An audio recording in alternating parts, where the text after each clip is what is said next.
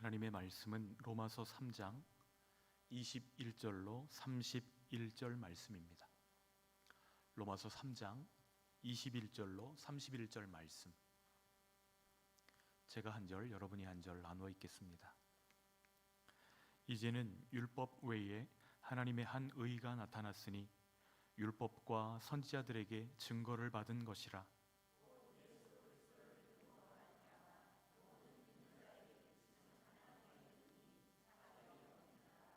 모든 사람이 죄를 범하였음에 하나님의 영광에 이르지 못하더니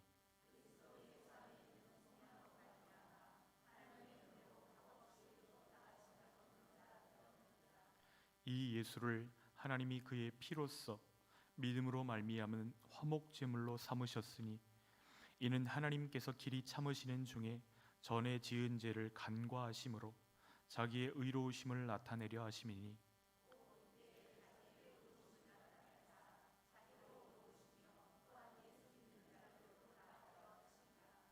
그런즉 자랑할 때가 어디냐?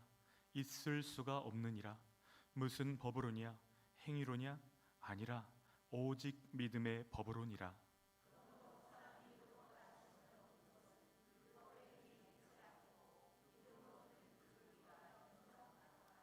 하나님은 다만 유대인의 하나님이시냐?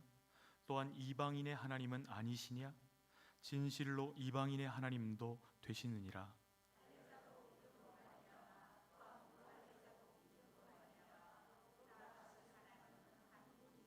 함께요.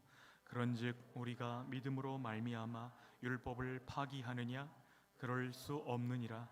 도리어 율법을 굳게 세우느니라. 아멘. 오늘 예배 자리에 나오신 하늘 가족들을 사랑하고 축복합니다. 예수님을 아는 사람들에게 예배는 참 행복하고 즐거운 시간이지만 예수님을 모르는 분들에게는 예배가 참 어려운 시간입니다. 예배를 구경하거나 예배를 견뎌야 되기 때문입니다. 그러나 예수님을 믿고 예수님을 사랑하는 사람들에게는 예배는 생명입니다. 하나님의 임재를 경험하고 하나님의 힘 주시고 복 주시는 시간이기 때문입니다. 제가 군에 입대했을 때 첫 주간은 예배를 드리지 못했습니다. 왜냐하면 총기 분해 결합 교육이 기본 과정으로 잡혀 있었기 때문입니다. 예배 시간이 되었는데 총 분해하고 닦고 집어넣고 하는데 눈물이 나더라고요. 지금 예배해야 되는데 예배할 수 없다. 눈물이 막 옷깃을 타고 툭툭툭 떨어지는데 다른 사람들한테 보이지 않으려고 속으로 울었던 기억이 납니다. 다음 주일이 되고 드디어 예배를 드리는데 예배당에 앉자마자 눈물이 쏟아지는 것입니다. 어떤 찬양을 했는지도 기억이 나지가 않고 어떤 말씀을 들었는지도 기억이 나지 않습니다. 그런데 그 예배당 안에서 하나님이 저를 안으시고 저희 예배를 받으신다는 확신 가운데 저는 예배했습니다. 예배 처음부터 끝까지 감격과 감사밖에는 없었습니다. 아버지 감사합니다. 아버지 감사합니다. 우리가 주님께 드릴 수 있는 가장 귀한 선물은 사랑으로 드리는 예배인 줄 믿습니다. 주님이 우리 예배 가운데 힘을 주시고 예배를 통해서 이 땅에 살지만 천국을 맛보게 하시는 귀한 시간 되게 하시기를 축복합니다. 우리가 어떻게 느끼든지 상관없이 천국과 지옥은 실제로 있습니다. 사실 요즘 목사님들은 이런 설교 잘 안 합니다. 성도들이 싫어하니까요. 싫어해도 소용없어요. 천국과 지옥이 있습니다. 그 중에서도 특별히 더 싫어하는 거, 지옥이 확실히 있습니다. 지옥이 있다는 것을 어떻게 알 수 있죠? 지옥의 지점들을 보면 본점이 있다는 것을 알 수가 있습니다. 관계가 깨지면 그곳은 곧바로 지옥의 지점이 됩니다. 결혼하신 분들께 한번 질문을 드려보겠습니다. 여러분 부부싸움 해보신 경험이 있으신가요? 아침에 심하게 말다툼하고 밖에 딱 나오면 하루 종일 무엇을 살죠? 누가 뭐라고 한 거 아닌데 우리끼리 싸운 건데 마음이 어둡고 외롭고 쓸쓸하고 어떤 때는 화가 나고 파괴적인 생각도 들어옵니다. 원통하고 억울하죠. 부부 사이의 관계가 깨지면 곧바로 가정은 지옥이 됩니다. 그 마음이 바로 지옥의 본점입니다. 군대에 다녀오신 형제 여러분, 질문을 드려보겠습니다. 군대에서 선임과의 관계가 틀어지면 어떻게 될까요? 그 내무반은 곧바로 지옥이 됩니다. 혹 두 사람이 근무 편성이 돼서 둘만 근무를 나가게 되면 다시는 기억하고 싶지 않은 상황들이 연출될 수도 있습니다. 지옥입니다. 학생분들께 한번 질문을 드려볼게요. 여러분들이 만약 여러분들의 담임 선생님이나 담당 교수님과의 관계가 틀어진다고 한번 생각을 해보십시오. 그 교수님 눈에 내가 나쁜 학생으로 기억된다고 생각해 보십시오. 그러면 그때부터 무엇이 시작될까요? 지옥입니다. 여러분이 어떤 과제물을 낸다 해도 좋은 점수를 받기는 어려울 것입니다. 몸은 그곳에 있는지 몰라도 관계가 깨지고 나면 거기서 어떤 좋은 것도 얻어올 수가 없습니다. 관계가 깨진 곳이 지옥의 지점이기 때문입니다. 우리는 지점을 통해 본점이 있다는 것을 분명히 알게 됩니다. 사람과 사람 사이의 관계만 깨져도 지옥을 살아가는데 우리가 하나님과 우리 사이의 관계가 깨져버리면 그 다음은 어떻게 될까요? 정말 상상하기도 싫은 상황들이 펼쳐질 것입니다. 그러나 반대로 예수님과 우리가 사랑하는 관계 가운데 머물고 하나님의 임재가 우리 안에 있으면 내 주 예수 모신 곳이 그 어디나 하늘나라인 줄 믿습니다. 하나님과 관계가 회복되지 않은 곳에는 기쁨도 평화도 빛도 힘도 없습니다. 그러나 하나님은 자비로우셔서 하나님의 자녀된 우리가 지옥이 아니라 천국을 살기를 원하신다는 것입니다. 내 여건과 관계없이 천국과 같은 인생, 천국을 누리고 지옥을 피하기 원한다면 우리는 어떻게 해야 될까요? 먼저는 하나님과의 관계를 회복하고 그리고 그 관계를 유지해 가라. 오늘 말씀 가운데 이것을 우리에게 도전하고 계십니다. 하나님과의 바른 관계를 신학적으로는 의라고 부릅니다. 우리는 왜 먼저 하나님과 우리 사이의 관계를 회복해야 되죠? 하나님과 우리 사이의 관계가 모든 관계의 기반이 되기 때문입니다. 하나님의 사랑을 충만히 받아보십시오. 우리 자신을 사랑할 힘이 그 안에서 공급되는 것을 경험할 것입니다. 하나님의 사랑이 충만히 우리에게 공급되어지면 우리 앞에 있는 가족들, 우리 옆에 있는 형제들, 우리와 함께 일하는 지체들을 사랑하고 섬길 수 있는 힘을 공급받게 됩니다. 그러니 모든 관계의 기반은 하나님이신 것이죠. 우리가 하나님과의 관계를 회복하고 유지할 수만 있다면 그 어떤 팍팍한 삶이 우리에게 다가온다 해도 지옥 같은 현실 속에서도 꽃을 피우며 살아갈 수 있는 것입니다. 그런데 어떻게 해야 우리와 하나님 사이의 이 관계를 회복할 수 있냐 이 말이죠. 오늘 말씀 가운데 하나님의 비밀이 담겨져 있습니다. 여러분 성경 가운데서 반복되는 단어들이 나오면 눈여겨서 보시고 펜으로 체크하면서 보시고 몇 번이나 반복되는지를 한번 확인해 보시면 좋겠습니다. 왜냐하면 그것이 중요하기 때문에 반복하는 것이거든요. 오늘 로마서 3장에는 세 가지 단어를 계속해서 반복합니다. 의, 율법, 믿음이라는 단어를 계속해서 반복하고 있습니다. 의라는 말이 몇 번이나 나올까요? 우리가 오늘 21절부터 31절까지를 같이 읽었는데 의라는 단어가 몇 번 나옵니까? 10번입니다. 시간 관계상 답을 알려드릴게요. 그러면 율법이라는 단어는 몇 번 나올까요? 9번 나옵니다. 믿음이라는 단어는 몇 번 나올까요? 9번 나옵니다. 이 세 단어가 거의 10절 되는 부분에서 10번 다 나오거나 9번 나오거나 이렇게 반복되고 있습니다. 얼마나 중요해요? 많이 중요하다는 거예요. 이 세 단어를 조합해서 한 문장을 만들면 로마서 3장을 관통하는 핵심 메시지를 발견할 수 있습니다. 세 단어를 이용해서 짧은 글짓기를 한다면 우리는 어떤 문장을 만들 수 있을까요? 의는 하나님과 우리 사이의 바른 관계라고 말씀드렸는데 이 세 단어를 조합해서 문장 하나 만들면 하나님과의 바른 관계 회복은 율법이 아니라 무엇으로만 가능하다? 믿음으로만 가능하다. 이것이 로마서 3장 전체의 압축입니다. 하나님과의 관계 유지를 위해서 처음 주신 선물이 율법입니다. 율법은 거울 같아서 우리 자신의 모습을 비춰줍니다. 그러면서 하나님이 무엇을 좋아하시는지, 하나님이 무엇을 싫어하시는지 이 율법을 통해서 우리에게 알려줍니다. 그러면 그 말씀 그대로 따라서 살면 하나님이 기뻐하시는 삶을 살 수 있는 몽학 선생이 되는 것이죠. 그런데 우리가 죄 가운데 태어나 죄인으로 살아가는 우리들이 우리의 노력으로 100% 율법을 지키고 100% 하나님 말씀대로 살아서 하나님과의 바른 관계를 회복하거나 유지할 수 있을까요? 없습니다. 율법의 핵심은 10계명으로 요약할 수 있는데 10계명 돌판의 반쪽은 하나님 사랑에 대해서 이야기하고 반쪽은 이웃 사랑에 대해서 이야기합니다. 그런데 하나님 사랑하기를 어떻게 사랑하라고 말씀하셨죠? 내 마음을 다하고 목숨을 다하고 뜻을 다하고 힘을 다하여 주 너희 하나님 여호와를 사랑하고, 둘째는 이와 같으니 내 이웃을 내 몸과 같이 사랑하라, 이렇게 말씀하셨습니다. 그런데 죄 가운데 살아가는 우리가 그렇게 할 수 있냐 이 말이에요. 하나님의 그 기준, 하나님의 그 영광에 도달할 사람이 있을까요? 율법을 행함으로는 자신을 구원할 수 있는 사람이 아무도 없습니다. 그래서 하나님이 율법 외에 한 다른 의를 우리에게 주셨는데 그 의가 예수 그리스도인 것입니다. 21절, 22절 말씀 함께 읽겠습니다. 이제는 율법 외에 하나님의 한 의가 나타났으니 율법과 선지자들에게 증거를 받은 것이라. 곧 예수 그리스도를 믿음으로 말미암아 모든 믿는 자에게 미치는 하나님의 의니 차별이 없느니라. 아멘. 오직 예수 그리스도를 믿음으로 말미암아 하나님과 우리 사이의 관계를 회복할 수 있다는 것입니다.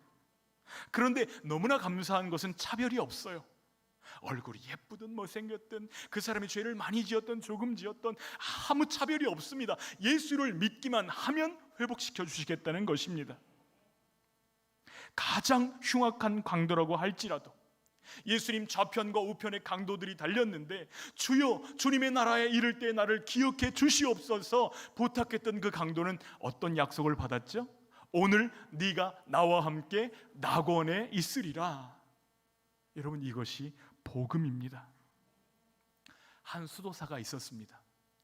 아침 새벽 일찍 일어나서 새벽부터 밤 늦게까지 기도합니다. 때로는 금식합니다. 말씀을 읽습니다. 어떤 때는 고행을 행합니다. 무릎으로 계단을 기어서 올라갑니다. 언제까지 하냐면 피가 나올 때까지, 아무 느낌이 들지 않을 때까지, 내가 죄인이라는 것을 깨닫고 하나님의 은혜가 내가 이렇게 피를 흘리면서 하면 불쌍히 여기시겠다 느껴질 때까지 고행을 행하는 것입니다. 그런데 아무리 자신을 괴롭혀도 이런 나를 하나님이 용서해 주실까? 왜냐하면 마음속에서는 죄가 계속 올라오기 때문이죠. 내 모습을 내가 아는데 나는 하나님의 커트라인에는 미달일 수밖에 없구나. 그 무렵 그 수도사가 로마서 말씀을 읽고 있었는데 로마서 1장을 읽어도 모든 사람은 죄인이다, 2장을 읽어도 의인은 없다, 3장을 읽어도 모두가 죄인이다, 이 말씀을 계속해서 반복해서 말씀을 듣고 있었는데 3장 28절 말씀에 와서 그가 가슴을 치면서 깨닫게 됩니다.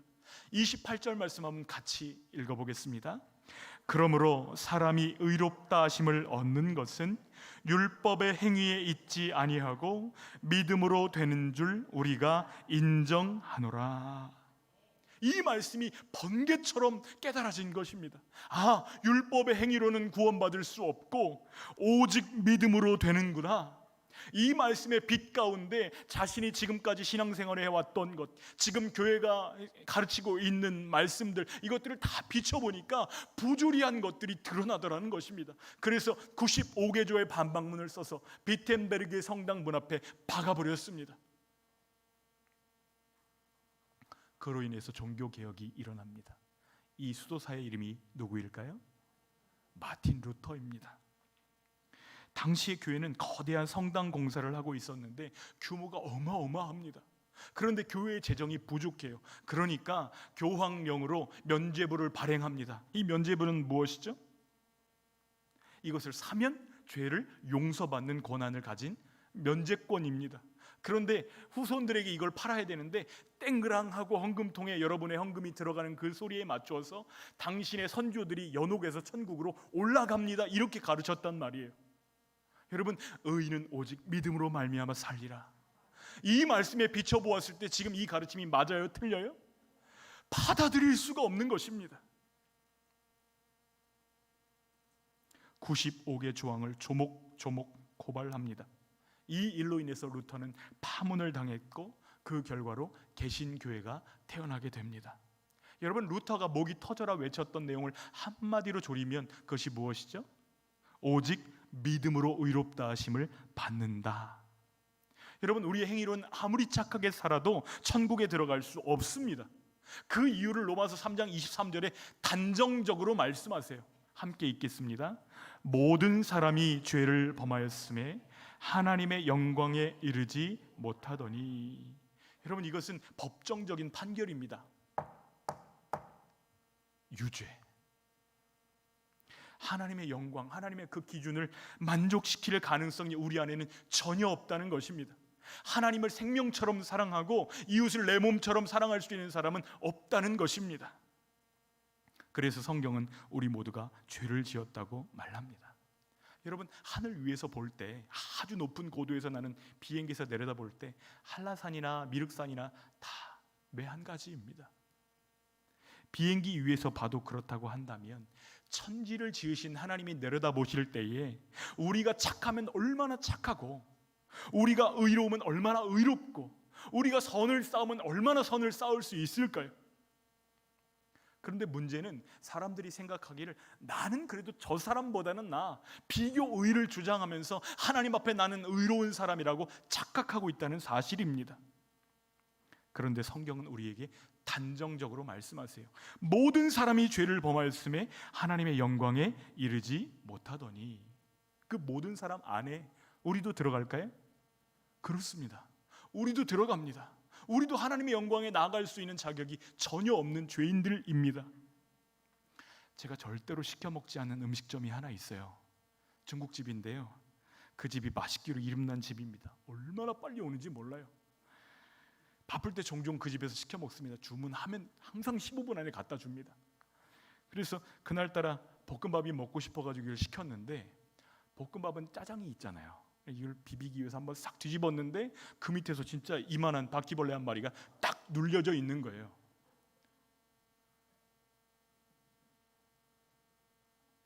제가 그날 이후로 그 집에 다시 전화를 건 적이 없습니다. 근데 그 주인 입장에서 봤을 때는 불공평하잖아요. 무게로 달아보면 볶음밥 무게 대 바퀴벌레 무게 한 0.1%나 될까요? 99%는 괜찮잖아요. 1%만 걷어내고 99%는 괜찮으니까 드시면 되는 거 아닙니까? 이렇게 말할 수 있어요, 없어요? 하나님, 제 삶이 이 볶음밥처럼 그래도 99%는 괜찮습니다. 그러니까 하나님이 1%만 걷어내시고 이 삶을 받아주시면 안 됩니까? 여러분, 이게 하나님 앞에 가당키나 한 일일까요? 그럴 수 없다는 것입니다. 이것이 우리의 절망입니다. 우리가 하나님과의 관계를 회복하고 싶다면 내 자신에 대해서 절망해야만 합니다. 내가 착한 일을 많이 해서 하나님 앞에 인정받을 거야. 내가 공로를 많이 세워서 하나님께 칭찬받을 거야. 내가 하나님께 헌금을 많이 해서 하나님께 인정받을 거야. 이런 가능성 자체를 하나님께서 용인하지 않으신다는 것이에요. 하나님과의 올바른 관계를 확보하겠다, 내 힘으로 불가능하다는 것입니다. 그 교만에 관해서 좌절해야 된다고 말씀하고 계십니다. 그러면 어떻게 해야 되죠? 예수 그리스도를 믿음으로만 가능합니다. 24절 말씀 함께 읽겠습니다. 그리스도 예수 안에 있는 구속으로 말미암아 하나님의 은혜로 값없이 의롭다 하심을 얻은 자 되었느니라. 여러분, 우리가 할 수 없기 때문에 하나님께서 특단의 조치를 내리신 것입니다. 그 조치가 무엇이죠? 예수 그리스도이십니다. 2000년 전 갈보리 십자가 위에서 예수님이 나를 대신해서 죽으신 대속의 죽음을 나를 위한 하나님의 선물로 받아들일 때에 이것이 우리를 구원하는 하나님의 능력이라는 것이에요.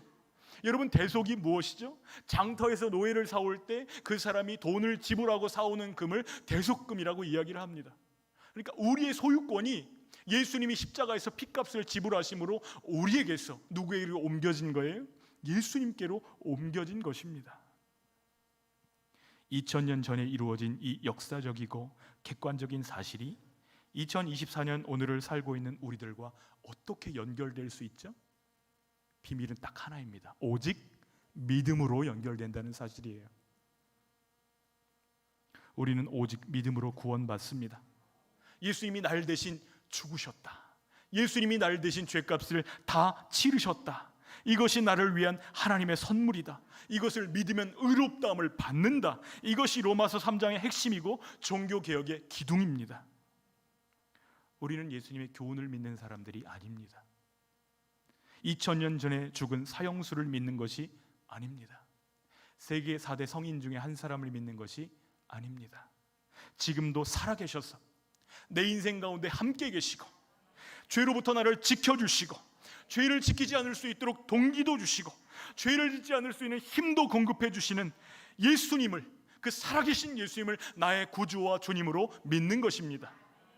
이것이 바른 믿음이요 하나님과 관계 회복의 열쇠라는 것입니다.